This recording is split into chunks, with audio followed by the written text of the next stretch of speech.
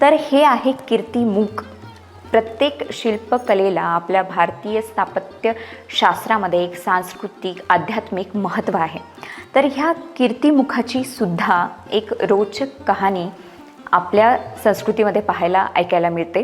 तर ती कहाणी अशी आहे की आता जरी तुम्ही इथे बघितलंत की हे अक्राळ विक्राळ असं सिंहाच्या मुखासारखं शिल्पकाम तुम्हाला दिसेल, परंतु हे रक्षणाचं प्रतीक आहे.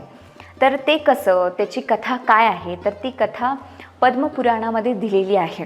तर असुरांचा जो सम्राट होता जालंधर, त्यांनी माता पार्वतीसाठी आपली इच्छा व्यक्त केली आणि हाच संदेश घेऊन त्याचा दूत राहू हा महादेवांकडे आला. तेव्हा महादेवांचा क्रोध अनावर झाला आणि त्यांच्या जटांमधून त्यांनी सिंहमुखाचा एक महागण निर्माण केला.